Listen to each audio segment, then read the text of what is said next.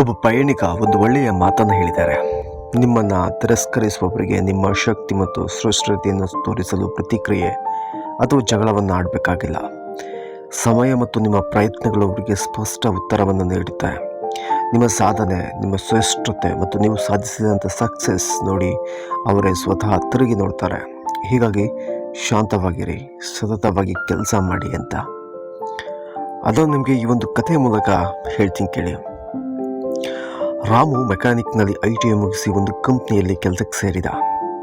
ಹೆಚ್ಚಿನ ಸಂಬಳ ಇಲ್ಲದಿದ್ದರೂ ಜೀವನ ಸಾಗಿಸುವಷ್ಟು ಸಂಬಳ ಬರ್ತಾ ಇತ್ತು. ಆತ ಮಾಡಿದ್ದು ITI ಆದರೂ ಅತಿ ಬುದ್ಧಿವಂತ ಹುಡುಗ, ಹಾರ್ಡ್ ವರ್ಕರ್ ಕೂಡ.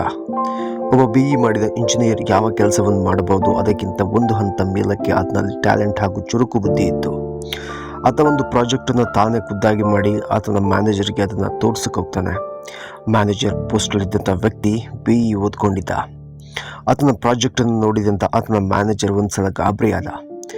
BE ಓದ್ಕೊಂಡಿದ್ದಂಥ ವ್ಯಕ್ತಿಯು ಇಂತಹ ಒಂದು ಆವಿಷ್ಕಾರ ಮಾಡೋಕ್ಕೆ ಕಷ್ಟ, ಅಂಥದ್ರಲ್ಲಿ ITI ಓದ್ಕೊಂಡಿರುವಂಥ ಈ ಹುಡುಗ ಹೇಗೆ ಈ ರೀತಿಯಾದಂಥ ಒಂದು ಇನೋವೇಟಿವ್ ಪ್ರಾಜೆಕ್ಟನ್ನು ಮಾಡಿದ ಅಂತ ಆತನ ತಲೆ ಒಳಗಡೆ ಬಂತು. ಆದರೆ ಮ್ಯಾನೇಜರ್ ಒಳಗಿದ್ದಂಥ ಆ ಒಂದು ಅಸಹನೆ, ಎಲ್ಲಿ ನಾನು ಈ ಪ್ರಾಜೆಕ್ಟನ್ನು ನಮ್ಮ ಹೈಯರ್ ಆಫೀಸರ್ಗೆ ತೋರಿಸಿದ್ರೆ ಎಲ್ಲಿ ಈ ಹುಡುಗ ನನಗಿಂತ ಮೇಲೆ ಬೆಳೆದು ಬಿಡ್ತಾನೆ ಅಂತ ರಾಮು ಕೊಟ್ಟಂಥ ಆ ಒಂದು ಪ್ರಾಜೆಕ್ಟನ್ನು ಆತನ ಮುಂದೆ ಬಿಸಾಕಿ ರಾಮುಗೆ ಅವಮಾನ ಮಾಡಿದ. ನಿನ್ನಂಥ low level first grade workers ಈ ರೀತಿ ಕೆಲಸಕ್ಕೆ ಬರದಂಥ ಪ್ರಾಜೆಕ್ಟ್ಗಳನ್ನ ಮಾಡಿಕೊಂಡು ಸಮಯವನ್ನು ವ್ಯರ್ಥ ಮಾಡೋಕ್ಕೆ ಹೋಗಬೇಡಿ, ಸರಿಯಾಗಿ ಡ್ಯೂಟಿಗೆ ಬನ್ನಿ.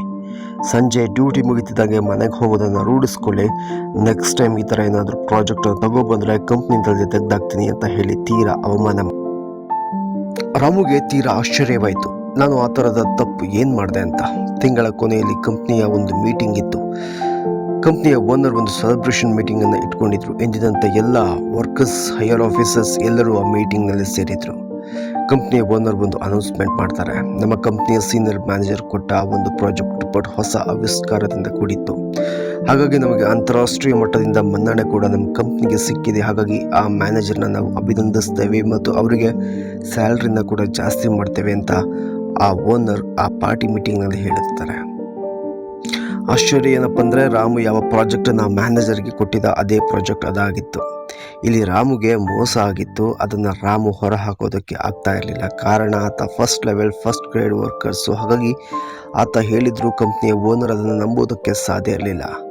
ಮನಸ್ಸಲ್ಲೇ ನೋವನ್ನು ಅನುಭವಿಸಿದಂಥ ರಾಮು ಒಂದಿನ ಆ ಕಂಪ್ನಿಗೆ ರಾಜೀನಾಮೆ ಕೊಡ್ತಾನೆ. ಈ ವಿಷಯ ಕಳೆದು ಸುಮಾರು ವರ್ಷಗಳೇ ಆಗೋಗಿರುತ್ತೆ. ರಾಮು ತನ್ನದೇ ಆದಂಥ ಒಂದು ಕಂಪ್ನಿ ಕೂಡ ಶುರು ಮಾಡ್ತಾನೆ. ಅದರಲ್ಲಿ ಸಕ್ಸಸ್ ಕೂಡ ಆತನಿಗೆ ಸಿಗುತ್ತೆ. ಕಾರು, ಬಂಗ್ಲೆ, ಹೆಂಡತಿ, ಮಕ್ಕಳು ಅಂತ ಆತ ತನ್ನ ಜೀವನದಲ್ಲಿ ಸುಖವಾಗಿರ್ತಾನೆ. ಒಂದಿನ ಒಬ್ಬ ವ್ಯಕ್ತಿ ರಾಮುವಿನ ಕಂಪ್ನಿಗೆ ಕೆಲಸ ಕೇಳ್ಕೊಂಡು ಬರ್ತಾನೆ. ಆದರೆ ಆ ವ್ಯಕ್ತಿಗೆ ರಾಮು ಯಾರು ಅಂತ ಗೊತ್ತಿರಲ್ಲ. ಆದರೆ ರಾಮುಗೆ ಆ ವ್ಯಕ್ತಿನ ನೋಡಿದ ತಕ್ಷಣ ಮುಖ ಪರಿಚಯ ಆಗುತ್ತೆ. ಒಬ್ಬ ಓನರ್ ಆದರೂ ರಾಮು ಯಾವುದೇ ಅಹಂಕಾರವಿಲ್ಲದೆ, ನಾನು ಯಾರು ಗೊತ್ತಾಯ್ತಾ ಸರ್ ಅಂತ ಕೇಳ್ತಾನೆ. ಆ ವ್ಯಕ್ತಿ ಇಲ್ಲ ಅಂತ ಹೇಳ್ತಾನೆ. ಆಗ ರಾಮು ತನ್ನ ಹಳೆ ಪರಿಚಯವನ್ನು ಆ ವ್ಯಕ್ತಿ ಜೊತೆಗೆ ಹಂಚ್ಕೊಳ್ತಾನೆ. ಕೊನೆಯದಾಗಿ ಆ ವ್ಯಕ್ತಿಯ ಮುಖದಲ್ಲಿ ಗಾಬರಿ ಕಾಣುತ್ತೆ. ಈ ಕೆಲಸನೂ ಹೋಯ್ತು ಅಂತ ಅಂದ್ಕೊಂಡು ಸುಮ್ಮನಾಗ್ತಾನೆ. ರಾಮು ಕೇಳ್ತಾನೆ, ಯಾಕೆ ನೀವು ಕೆಲಸ ಹುಡ್ತಾ ಇದ್ದೀರಿ? ಆತ ನಡೆದ ಘಟನೆಯನ್ನು ಹೇಳ್ತಾ ಹೋಗ್ತಾನೆ. ಸರ್, ನೀವು ಒಂದು ಪ್ರಾಜೆಕ್ಟ್ ಕೊಟ್ಟಿದ್ರಿ, ಆದರೆ ನಾನು ನಿಮ್ಮನ್ನು ತಿರಸ್ಕಾರ ಮಾಡಿ ಅದು ನನ್ನ ಪ್ರಾಜೆಕ್ಟ್ ಅಂತ ಓನರ್ಗೆ ತೋರಿಸಿದೆ. ಅದು ಬೇರೆ ಕಂಪ್ನಿಯಲ್ಲಿ ಅಪ್ರೂವಲ್ ಕೂಡ ಆಯಿತು. ಆದರೆ ಅದನ್ನು ಎಕ್ಸಿಕ್ಯೂಟ್ ಹೇಗೆ ಮಾಡೋದು ಅಂತ ನನಗೆ ಅಷ್ಟು ಗೊತ್ತು. ಕೊನೆಗೆ ಆ ಕಂಪ್ನಿಯ ಓನರ್ಗೆ ಸತ್ಯಾಂಶ ಗೊತ್ತಾಯಿತು. ನನ್ನ ಕೆಲಸದಿಂದ ತೆಗೆದಾಕಿದ್ರು. ಆನಂತರ ಹೀಗೆ ಸುಮಾರು ಕಂಪ್ನಿಗಳಿಗೆ ಕೆಲಸ ಮಾಡಿದೆ, ಆದರೆ ಎಲ್ಲೂ ಕೂಡ ಹೆಚ್ಚು ಕೆಲಸ ಮಾಡೋಕ್ಕೆ ಸಾಧ್ಯ ಆಗಲಿಲ್ಲ. ಈಗ ವಯಸ್ಸು ಬೇರೆ ಆಗ್ತಾ ಬಂತು, ಮನೆ ಜವಾಬ್ದಾರಿ ಹೆಚ್ಚಾಗಿದೆ ಸರ್. ಮಗಳ ಮದುವೆ ಮಾಡಬೇಕು, ಹಾಗಾಗಿ ಇಂದು ಕೆಲಸಕ್ಕೆ ಅಲ್ದಾಡ್ತಾ ಇದ್ದೀನಿ ಸರ್. ನನ್ನನ್ನು ಕ್ಷಮಿಸ್ಬಿಡಿ ಅಂತ ಹೇಳಿ ಆ ವ್ಯಕ್ತಿ ಅಲ್ಲಿಂದ ಹೊರಡೋಕ್ಕೆ ಎದ್ದು ನಿಲ್ತಾನೆ. ಆಗ ರಾಮು, ಚಿಂತೆ ಮಾಡಬೇಡಿ, ಕೂತ್ಕೊಳ್ಳಿ, ಈ ಕಂಪ್ನಿಯಲ್ಲಿ ನಿಮಗೆ ಕೆಲಸ ಇದೆ ಅಂತ ಹೇಳಿ ಆ ವ್ಯಕ್ತಿಗೆ ಸಮಾಧಾನ ಮಾಡ್ತಾನೆ. ಆ ವ್ಯಕ್ತಿ ನಮಸ್ಕಾರ ಮಾಡಿ ಅಲ್ಲಿಂದ ಎದ್ದು ಹೋಗ್ತಾನೆ.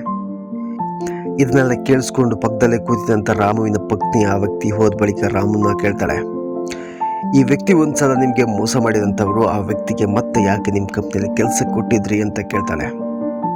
ಆಗ ರಾಮು ಹೇಳ್ತಾನೆ, ಒಂದ್ಸಲ ಯೋಚನೆ ಮಾಡು, ಆ ವ್ಯಕ್ತಿ ನನ್ನನ್ನು ಅವತ್ತು ಅವಮಾನ ಮಾಡದೇ ಹೋಗಿದರೆ ನನ್ನಲ್ಲಿ ಇರುವಂಥ ಟ್ಯಾಲೆಂಟ್ ಏನು ಅಂತ ಗೊತ್ತಾಗ್ತಿತ್ತ? ಅವತ್ತು ಈ ವ್ಯಕ್ತಿ ಅವಮಾನ ಮಾಡಿದ್ರಿಂದಲೇ ತಾನೇ ನಾನು ಕಂಪ್ನಿ ಬಿಟ್ಟು ಹೊಸದಾಗಿ ಏನಾದರೂ ಮಾಡಬೇಕಂತ ಆಲೋಚನೆ ಮಾಡಿದ್ದು. ನೋಡು, ಅಂದು ಆ ವ್ಯಕ್ತಿಯ ವಿದ್ಯೆ ನನಗಿಂತ ದೊಡ್ಡದಿತ್ತು, ಆದರೆ ಆ ವ್ಯಕ್ತಿಯ ಆಲೋಚನೆ ತುಂಬ ಚಿಕ್ಕದಾಗಿತ್ತು.